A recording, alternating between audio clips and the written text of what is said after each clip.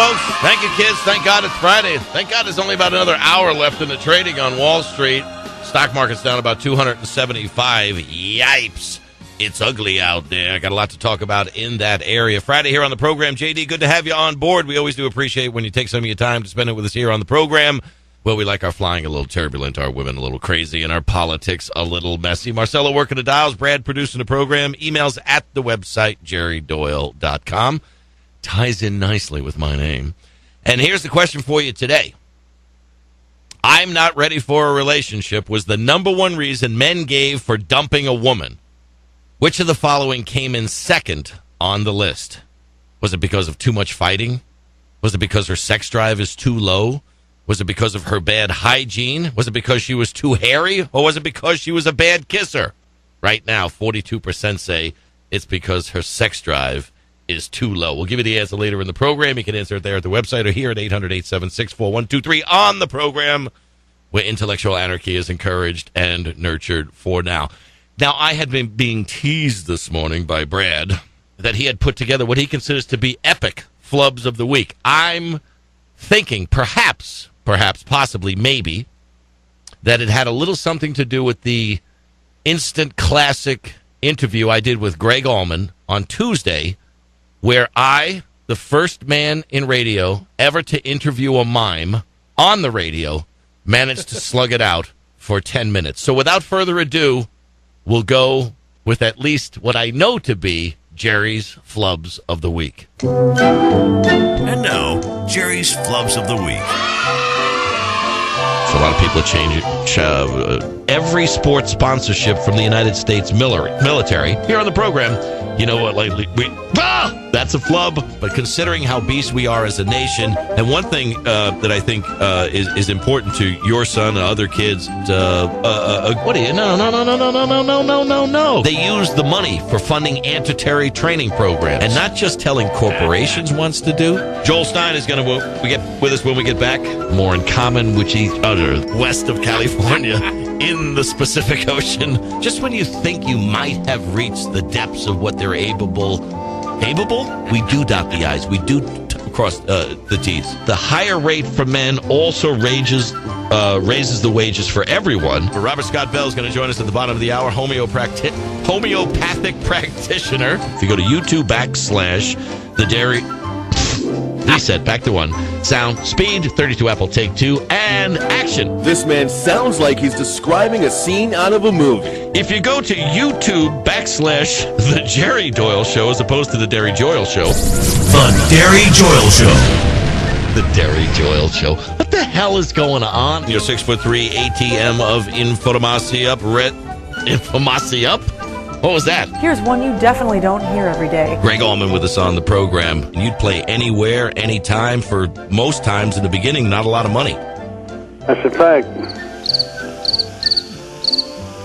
I'm sure you remember most of it. Yeah. Your favorite song, do I have it correct, Greg Allman, is Midnight Rider? No. No? You know, there had to be one where when you guys had played that for the 1,000th time or the 2,000th time, that it still resonated with you. All right. You guys didn't tour for about a year, from August 74 to August of 75. Was that just a conscious decision, or was it just burnout, or you just needed to retool, or what was that break about? 74 to 75? Yeah. Yeah,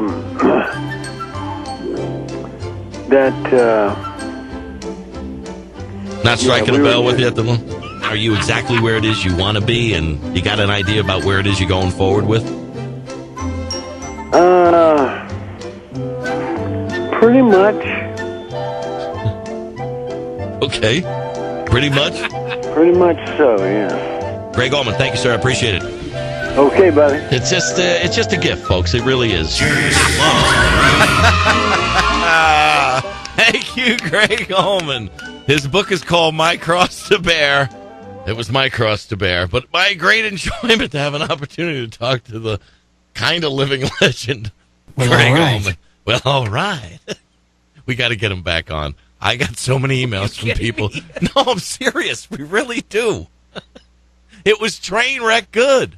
Telling you, best email I got was from Brian Gann, the ops manager at KFAQ in Tulsa, Oklahoma. He goes, instant classic. Jerry interviews a mime on the radio. That was like, and it got a lot of hits on the website. People, for whatever reason, what is it about like train wrecks that people just love to look at it? It's like, we got to keep looking at it. Don't look. Gotta look. It's that bad that it's that good. But it's great. It's Greg Allman.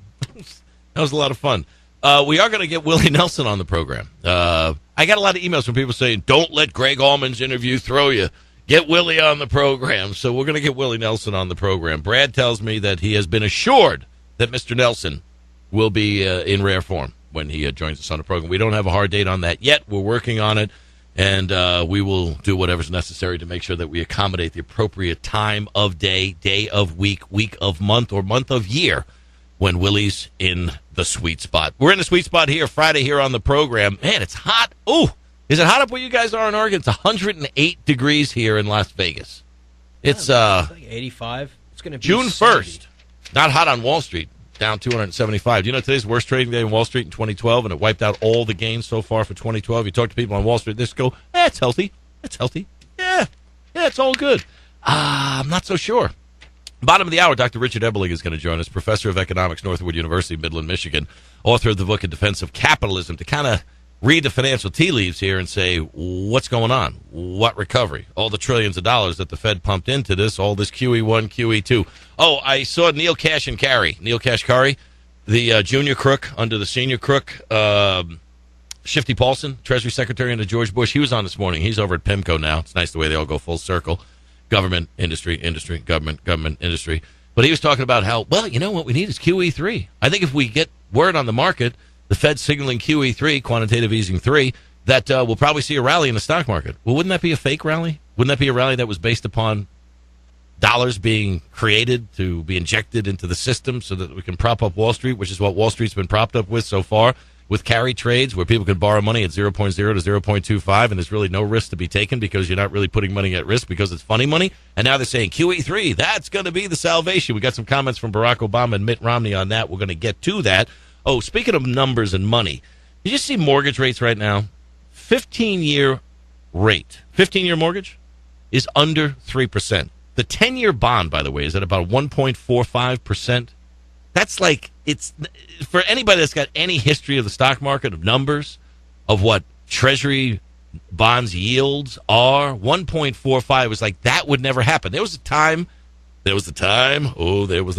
friend, the times they are changing. But there was a time when nobody believed that the Treasury, the 10-year, would go into 10%. Now it's under 2%, 1.45. People say it could be heading for 1%. Where's the recovery? Now, if money's so cheap, and you can get a 15-year fixed-rate mortgage below 3%, you would think people would be lining up to get money to buy houses where the prices are down 52% from the highs of 2006. But a lot of people are saying, I just can't get the loan. Banks won't loan the money. Well, why not? What's going on there? A 30-year fixed-rate mortgage, 4%, 30 years, $477 for every $100,000 you borrow. Do the math, folks. Well, you can buy today for less than what you can rent for today, but people can't get money. And I listen to all these politicians going, well, you have to understand it's because of the failed policies of the Obama administration. It's about the uncertainties that have been injected into the financial system because of Dodd-Frank. It's because of. Or maybe it's because there is a tale of two economic recoveries. Maybe the insiders are recovering. Maybe they're doing okay, and a lot of them are, but we're not. Why? Because the recovery isn't designed for you and I. The banks aren't lending because they know something bad is out there. The banks aren't lending because they're keeping their powder dry. They know that they might need money if things go horribly wrong. And since this government tied us into $600 trillion worth of derivatives where we, the taxpayers, are on the hook, and where a money market might not be dollar in, dollar out anymore, that you might only be able to get 95 cents on your dollar, and if you want the rest of your dollars, you might have to wait 30 days, and if you get your money, you might have to pay a fee to get it, because all that's happening. Why would that be happening if we're having economic recovery? Shouldn't it be much different than that right now? Shouldn't banks be lending? Shouldn't homes be selling? Shouldn't there be stability in the housing market? Shouldn't people have more incentive now to be owners rather than renters?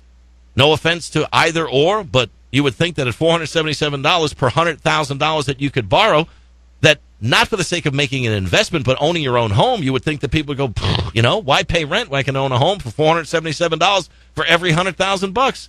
So for under $1,000, you got $200,000 worth of house, and people aren't borrowing because supposedly they don't want to? I'm not buying it, because there's a whole lot of squirrely nonsense that's going on with this economy.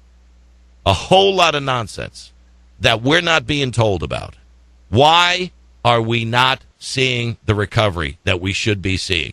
The average recession, 10 months since World War II. The longest, 14 months. This non-recovery from the official end of the technical end of the recession in June of 2009 is the longest that we've seen with no end in sight. There's supposedly a light at the end of the tunnel.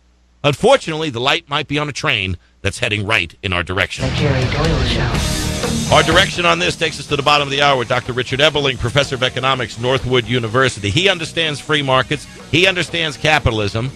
And he'll give us a little idea as to why it is we're not seeing what we should be seeing, but yet some people seem to be getting better off financially. They seem to be deleveraging.